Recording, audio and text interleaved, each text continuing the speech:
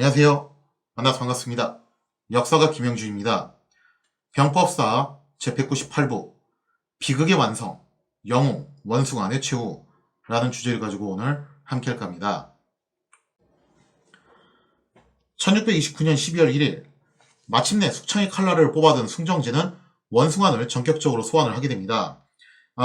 근데 이게 원숭아이 이끌고 있는 병력들 보고 북경성 안으로 들어오라는 뜻이 아니에요. 그게 아니고 부대는 성 밖에 두고 원숭아 너만 들어와라 라는 거였다는 거죠. 왜냐면 이제 현재 승정제는 원숭아에 대한 의심이 머릿속에 한가득 들어있고 어떻게 해서든지 간에 원숭아를 제거할 요량이었기 때문에 이렇게 원숭아 혼자서 들어와라 라고 그렇게 지시를 내리게 됩니다. 자, 그리고 원숭아는 정말 별다른 의심 없이 승정지를 아련하기 위해서 황급히 황궁으로 들어가게 됐다는 거예요. 이때 당시 원숭아의 머릿속에는 황지가 자기를 의심할 거라는 생각은 정말 못했던 것 같고, 그거보다도 어떻게 하면 현재 우리가 맞닥뜨린 현안 문제를 해결할 것이냐, 그거 생각하냐고 좀 굉장히 바빴던 것 같습니다. 그래서 원숭아는 승정지를 만나가지고 지금 현재 휘하 병사들이 굉장히 피로에 지쳐 있으니까 일단 성 안으로 들어가서 쉴 수 있게 해주십시오. 그리고 현재 보급 상태가 좋지 않은데 서둘러 보급을 갖다 대주십시오. 이것을 좀 요청할 생각이었던 것 같아요. 요 생각만 머릿속에 가득하고 갔는데 이게 웬걸. 원숭아니 승정지를 만나자마자 승정제는 다짜고짜 원숭아한테 너 후금하고 내통했지 라고 하면서 이것을 계속 추궁을 하기 시작을 했다라는 겁니다. 원숭아, 이거 그야말로 전혀 생각지도 못했던 의혹 제기를 지금 현재 받게 되는데요. 그래가지고 이게 사람이 이런 식으로 정말 생각지도 못한 부분에서 뭔가 의심을 사서 질책을 듣게 되면은 당황하잖아요. 원숭아도 여기서는 뭐 별 차이 없었던 것 같아요. 천하의 그 원숭아도 진짜 이 예상치 못한 상황 전개에 놀라가지고 당황한 나머지 이렇단 답변을 하지 못했다라고 합니다. 그래서 원숭아도 완전히 얼어붙어가지고 꿀먹은 벙어리가 돼버렸다고 하는데요. 문제는요. 이때 원숭아니 이제 꿀먹은 벙어리가 돼가지고 제대로 답변을 못하니까 승정제는 이걸 근거로 해가지고 확정을 지어버립니다. 저거 봐라. 후금하고 내통한 것이 맞으니까 지금 전곡을 찔려가지고 원숭아니 아무런 답도 하지 못하고 저렇게 얼어붙어 있지 않냐. 이거야말로 움직일 수 없는 증거다라고 하면서 바로 그 자리에서 원숭아를 체포하도록 지시를 내렸다라는 거죠. 이렇게 해서 원숭아는 창조지간에 반역자가 돼가지고 옥에 갇히게 됩니다. 당장 사형을 받지는 않았고 의외로 사형받는데 시간이 좀 오래 걸렸어요.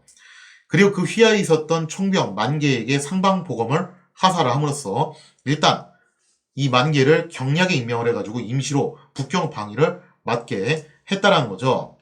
원숭아의 수하였던 조대수는 이렇게 밑도 끝도 없이 원숭아니 투옥되었다라는 소식을 듣자 이거 상황이 정말 심각하게 잘못 돌아가는 거 아니냐라고 굉장히 좀 이제 불안하게 생각을 하게 됩니다. 자, 그래서 조대수는 결국 휘하의 군사들을 거느리고 그대로 주랭랑을 쳐버려요. 산해관을 넘어서 도망을 쳤는데 사실 조대수는 아예 후금에 투항을 하려고 했대요. 자, 근데 지금 현재 원숭아 병력이 이렇게 후금 측에 넘어가 버리면은 사태가 정말 심각해질 수 있죠. 그래서 승정지가 부랴부랴 원숭아한테 조대수한테 편지를 써가지고 돌아오게끔 해라라고 그렇게 명령을 내리게 되고 원숭아도 하여튼 이 와중에도 어쨌든 나라를 위한 마음이 계속 남아 있었던 건지 조대수한테 서신을 보내가지고 이것을 만류를 하게 됩니다. 그래서 결국 조대수는 엉거주춤 다시 돌아오게 되었다는 거죠. 이처럼 한바탕 소동이 있은 다음에 명의 조정은 이제 원숭아의 처음 문제로 의견이 갈라지게 되는데요. 전쟁이 끝나면은 뒤끝이 시작되는 거죠. 과연 이제 원숭아의 운명은 어떻게 될 것인가? 원래 원숭아를 지지했던 독림당 측 인사들은 서둘러 원숭아를 구명하기 위해서 발빠르게 움직입니다. 특히 이제 선승종의 경우 원숭아를 그동안 전폭적으로 지원해줬던 인물 중 하나였는데 선승종이 뭐라고 얘기하냐면은 아직 후금군이 완전히 물러가는 것도 아니고 앞으로 후금하고 싸울 때 있어서 원숭아만한 장수가 없다. 그런데 그 명장을 우리 스스로 제거를 한다는 것은 우리 손으로 장성을 무너뜨린 것과 다름없습니다 하면서 원숭아의 처벌을 극구 만류를 했다는 거죠. 물론 여기에 대해서 엄당 측은 기회는 찬스는 곧 기회. 이번 기회에 원숭안을 제거함으로써 독립당 측에 한 방 먹일 수 있을 것이다 라고 생각을 하고서 마구마구 이제 원숭안을 물어뜯기 시작을 하게 됩니다. 뭐 그런 것도 있고, 실제로 이제 전 시간에 설명드린 대로 북경 인근 지역의 대토지와 별장들을 엄당 측이 주로 소유를 하고 있었는데, 지금 그게 후금군의 약탈을 당해서 굉장히 큰 피해를 입었잖아요. 그래서 당시에 엄당 측은 원숭안에 대해서 나름 좀 이제 원한을 품고 있었던 것도 여기에 작용을 했던 것 같아요. 사실 뭐 엄당 측은 숭정제가 즉위한 이후에 대대적인 숙청을 당해서 현재 그 세가 많이 줄어든 상태였죠. 하지만 이번 일을 계기로 만약 독립당 또한 똑같이 숙청의 칼날을 받게 된다면은 이것은 엄당이 세력을 회복할 기회가 될 것이다. 세력 회복까지는 안 간다 하더라도 적어도 밸런스는 맞출 수 있다 이거죠. 그래서 이제 이런 판단을 내린 것도 없지 않아 있었다는 겁니다. 정말 이게 나라가 망초가 들었다는 게 여기서 나오는 건데, 이게 국군이 걸린 문제잖아요. 그러면 이 국군이 걸린 문제를 두고서는 초당적으로 협력을 해야지 정상인데, 지금 현재 당리를 위해서 중상모략을 마다하지 않는 그야말로 엽기스러운 상황이 벌어지고 있다라는 겁니다. 이것이 당시 명조정의 현실이었고 원숭안이 맞이해야 할 굉장히 불행한 운명이었다라고 볼 수가 있겠죠. 그리고 또 이제 원숭안한테 악재로 작용한 게 한 가지가 더 있었는데요. 후금군이 연이은 약탈을 벌였기 때문에 북경뿐만 아니라 황하 이북 지역은 그야말로 난장판이 되어버려요. 그래서 이 일대의 민심이 굉장히 크게 동요를 하면서 이 원숭안한테 책임을 전가하는 그런 분위기가 형성되었다는 거예요. 그래서 원숭안은 이래저래 고립무원에 빠질 수밖에 없게 되었다는 겁니다. 황제는 의심하고 있고 엄당은 물어뜯고 있고 민심은 우호적이지 않다. 이것이 이제 현재 원숭안이 처한 상황이었다는 거죠. 이렇게 원숭안을 구명하고자 하는 독립당의 눈물겨운 노력에도 불구하고 숭정제는 끝내 의심을 거두지 않습니다. 사실요, 원숭안의 처형을 가장 크게 바랐던 인물은 당연하게도 숭정제였습니다. 그래서 어쩌면은 엄당도 이거를 눈치를 채고서 딱 보니까 지금 황제가 원숭안을 의심하고 있고 황제 성격상 한번 의심하면은 반드시 제거를 해야지 직성이 풀린다. 그러니까 여기서 우리가 황제의 의사에 편승하는 것만으로도 독립당이 타격을 가하고 우리 엄당이 세력을 회복할 수 있는 기회가 되지 않겠냐. 어차피 이거 말린다고 해가지고 황제가 들을 것 같지도 않고 괜히 우리도 같이 갈려나갈 수 있다. 더군다나 원숭아는 엄밀히 말하면 우리 측 사람도 아니지 않냐. 물론 한때 지원을 한 적이 있긴 있었지만, 그러니까 어차피 원숭아는 죽을 목숨이니까 차라리 어떻게 하자. 황제의 의사에 편승해가지고 우리 몫을 건져내자. 아마 이런 생각을 했던 게 아닌가 싶습니다. 이렇게 몇 달간의 논쟁 끝에 거의 뭐 반년이 넘어가는 시간을 논쟁을 벌이게 되는데요. 논쟁 끝에 마침내 숭정제는 엄당 측에 손을 들어주게 되는데, 말이 좋아서 엄당 측에 손을 들어준 거지 실제로는 자신의 의사를 결국 관철을 시킨 거죠. 엄당에 손을 빌려가지고요. 이렇게 되면서 원숭안의 운명은 결정이 나게 됩니다. 1630년 8월 원숭안은 결국 황제를 기만한 죄로 저작거리에서 능지형을 당하게 되었죠. 여기서 말하는 능지형은요, 우리가 이제 흔히 알고 있는 조선시대의 능지처참, 말 그대로 이제 사지를 찢는 굉장히 끔찍한 형벌이죠. 그게 아닙니다. 그거보다 더 끔찍한 형벌이에요. 사실 사지를 찢는 것은 좀 명확하게 이야기를 하면은 거열형이고요. 그리고 또 조선시대의 능지는요, 좀 정확하게 말하면은 부관참시에 더 가까웠어요. 그러니까 이미 참수를 시키고 난 다음에 그 시신을 훼손하는 그런 수순으로 가는 것이 조선시대의 능지처참이었습니다. 그런데 당시 명에서 했던 능지처참은 정말 끔찍한 형벌이었는데, 그게 뭐였냐면은 살점을 발라내서 아주 천천히 죽이는 굉장히 아주 흉악한 형벌이었다고 볼 수가 있겠죠. 이게 어느 정도로 흉악한 형벌이냐면은 살점을 천천히 발라내는데 한두 번 하는 것도 아니에요. 진짜 거의 적게는 몇백 번에서 많게는 1, 2천 번을 넘게 그렇게 포를 뜨는데, 문제는 이 과정에서 사형수가 죽으면 안 된다는 겁니다. 그래서 하루 안에 끝나지 않는 경우도 많았어요. 그래서 이게 원체 흉악한 형벌이다 보니까 애지간한 제목으로는 능지형이 선고가 되지 않았고, 그래서 역사적으로 능지형을 받았던 사람은 그렇게 많지는 않았어요. 그런데 그것도 흉악한 범죄자도 아니고 나라를 구했던 명장인 원숭안이 이런 끔찍한 형벌을 받게 되었다는 거죠. 책 중에서 미셸 푸코라는 사람이 쓴 감시와 처벌이라는 책이 있습니다. 굉장히 유명한 책인데 사실 엄격한 의미에서 역사서적이라고 말하기는 조금 그래요. 사회학 서적이라고 보는 게 조금 더 정확한데 이 미셸 푸코의 감시와 처벌을 놓고 보면은 거기에 초반에 능지형에 대한 장면이 아주 적나라하게 남아 있어요. 자, 한번 내용을 보시면요. 때는 1757년 3월 2일이었습니다. 이때가 이제 루이 15세 시절이었고 나라는 프랑스예요. 그 프랑스에서 이제 어떤 사람이 능지형을 받게 됐냐면은 다미행이라는 사람이 받게 됐는데 이 사람이 국왕이었던 루이 15세를 치해하려고 시도를 했다가 실패해서 붙잡힌 사람이에요. 그러니까 대역죄죠. 이 정도 죄를 저질렀으니까 뭐 능지형을 받을 법도 해요. 자, 거기에 대해서 이제 유죄 판결이 내려지면서 판결문에 뭐라고 써 있냐면은 능지형이 이르는 과정을 이렇게 이제 서술을 하고 있습니다. 서양인들이 이런 거 정말 꼼꼼하게 기록을 잘 해놓는데 보면 되게 쌀벌해요. 자, 그 이하 내용이 이제 판결문 내용인데 보면 이래요.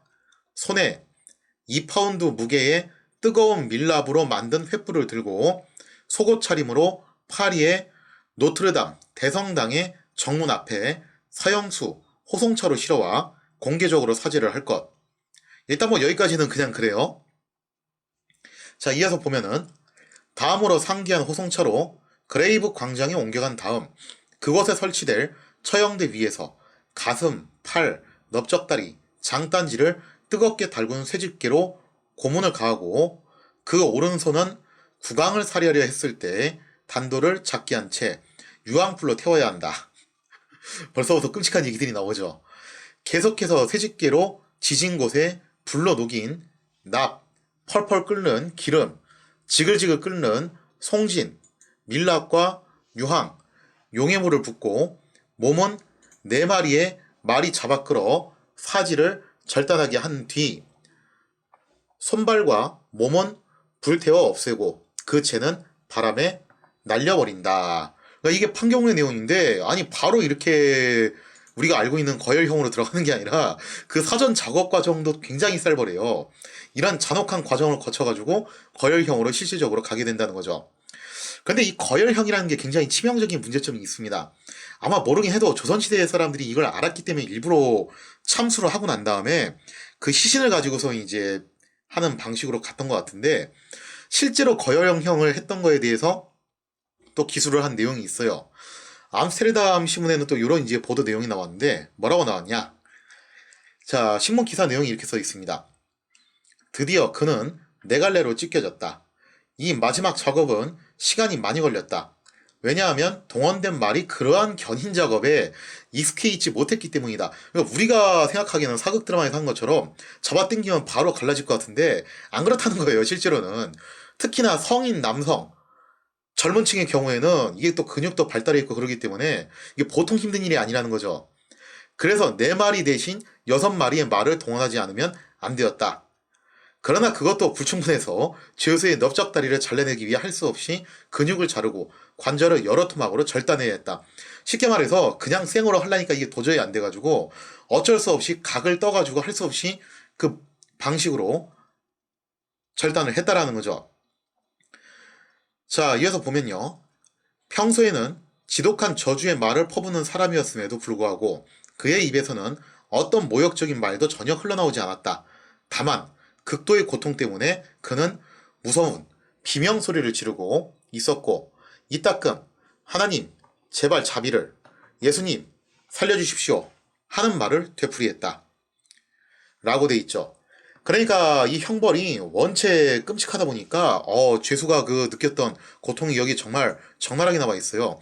사실 이거보다 조금 더 자세하게 기술되어 있는 내용이 있긴 있는데 그게 좀 너무 하드코어해가지고 제가 차마 좀 보여드리기가 좀 그렇고 어쨌든 뭐 요 정도 수준으로 대체를 하도록 하겠습니다. 미셸 푸코의 말에 따르면요. 이런 잔혹한 형벌이 왜 행해지게 되었냐. 그것도 공개적으로. 거기에 대해서 이제 이런 얘기를 해요. 그때 당시에 형벌의 개념은 주로 국왕의 권위를 세우기 위한 목적으로 많이 행해졌다라는 거죠. 그래서 이렇게 잔혹한 형벌을 최대한 사람들 앞에서 보여줌으로 인해서 사람들로 하여금 공포심을 느끼게끔 하는 그런 방식을 썼다라는 거예요. 그래서 조선시대에서도 참수하고 효수를 한다든가 교수형을 하고 그 교수한 시신을 그대로 계속 매달아둔다든가 이런 형식의 방식을 썼던 이유도 다 그런 일환이었다라는 거예요. 당시 북경의 민심은 굉장히 흉흉했습니다. 후금군의 약탈로 인해서 그야말로 이제 난장판이 따로 없었죠. 이 때문에 이제 당시 북경 인근 지역의 백성들은 뭔가 원망하고 싶은 대상을 물색하고 있었던 건지도 몰라요. 그래서 숭정제는 이거 잘못하면 황제인 자신한테 그 원망의 화살이 날아올 게 뻔하잖아요. 그래서 이러한 민심을 달랠 목적으로 뭔가 좀 희생양이 필요했던 거죠. 그래서 거기에 대한 쇼케이스 차원에서 원숭아한테 능지형을 선고를 했던 것이 아닌가. 아마 좀 이제 그런 생각이 어느 정도 있지 않았나라는 그런 추리를 해볼 수가 있겠죠. 죽이려면 좀 곱게 죽일 것이지. 진짜 이건 좀 해도 너무한 것 같은데, 결국 원숭아는 저작거리를 끌려 나와서 수많은 군중들한테 둘러싸여서 아주 천천히 능지형을 당하게 됩니다. 심지어 사람들이 그 앞에서 원숭아의 살점을 요구하기도 했다라고 그래요. 그러면서 원숭아는 그토록 자신이 지키고자 했던 사람들의 증오 섞인 저주를 들으면서 그야말로 비참한 최후를 맞이하게 되었다라는 거죠. 정말 제가 참 명말 역사를 놓고 보면요. 웅정필 최후에 이어서 원숭아의 최후, 이 이연타는, 진짜 참, 저러니까 나라가 망하지라는 소리가 절로 나올 정도로 어떻게 좀 저런 일이 일어날 수 있을까라는 생각이 들더라고요. 하여튼 간에 당시 북경 사람들은 원숭아의 최후를 지켜보면서 환호성을 질렀다라고 그래요. 뭔가 이 사람들은 이제 자신들이 이렇게 후금군한테 약탈당한 것에 대한 원망, 그것을 갖다가 돌릴 표적이 필요했던 것이고 그 희생양으로 원숭아를 삼았던 거예요. 근데 이건 정말 대단히 잘못된 판단이었던 거죠. 자, 결국 당시 명예 사람들은 이것이 자신들이 저지른 최악의 실수였다라는 것을 깨닫는 데는 그다지 오랜 세월이 걸리지 않았습니다. 얼마 안 가가지고 이것은 금방 판명이 나게 된다는 거예요. 실제로 원숭아의 죽음으로 가장 큰 쾌재를 부른 것은 당연히 후금의 칸, 홍타이지였죠. 이후 명예 군사력은 몰라보게 무너지게 되었고 안 그래도 무너져가고 있던 명예 국방력을 원숭아는 멱살잡고 하드캐리했던 거잖아요. 그동안 사실 그런 거였는데 이거를 그동안 하드캐리했던 원숭아는 이런 식으로 제거를 해버렸으니 이제는 더 이상 이 명예 국방력이 무너지는 것을 막을 재간이 없다는 거예요. 이 무너지는 정도면 다행이고 여기서 이탈한 사람들이 아예 후금 측에 가가지고 붙는 경우도 왕왕 생겼다는 겁니다. 이로 인해서 후세의 많은 지식인들은 명이 이렇게 허망하게 멸망한 이유가 뭐냐라고 했을 때 그 첫 단초를 어디서 많이 보고 있냐면은 원숭아의 비극적인 최후에서 원인을 찾게 되었다는 거죠. 특히 이게 청말로 가면은 청말기도 혼돈의 카오스잖아요. 그 혼란기로 가게 되면은 뭔가 좀 이제 나라를 구했던 그런 구국의 인물들에 대한 연구도 많이 행해지고 그렇게 되더라고요. 왜 우리나라 구한말도 사실 그런 거 많이 했잖아요. 신치호 선생이 이제 위인전기 쓰면서 뭐 최도통전이라든가 이런 거 쓰면서 나라를 구했던 이제 그런 명장들의 일대기 이런 거에 관심도 많이 갖고 그렇게 되는데 당시 청말도 마찬가지였습니다. 그래서 청말의 학자로 유명했던 장백정이라는 인물도 원숭아에 대한 추모와 명예 회복을 위해서 굉장히 앞장서게 되죠. 그렇게 해서 청말 무렵으로 가게 되면은 수많은 지식인들이 원숭아의 명예를 회복해야 된다라고 주장을 하게 되면서 이렇게 원숭아의 명예는 후세에 가서야 가까스로 복권이 되었다라고 볼 수가 있겠습니다. 자, 이렇게 해서 오늘은 원숭아의 비참한 최후에 대해서 한번 알아봤는데요. 어떻게 보면 이제 이 원숭아의 인물의 죽음이 사실상 명예 몰락을 알리는 일종의 이제 장송곡, 레퀴엠 같은 그런 역할을 했다고 볼 수가 있겠죠. 자, 그리고 실제로 원숭아이 죽고 난 다음에 후금은 그야말로 어마어마한 기세로 팽창을 거듭하게 되는데요. 특히 후금의 칸 홍타이지가 꿈에도 그리던 바로 이 물건을 손에 얻게 됩니다. 과연 그것이 무엇이냐? 거기에 대한 이야기는 다음 시간에 이어서 계속하도록 하겠습니다.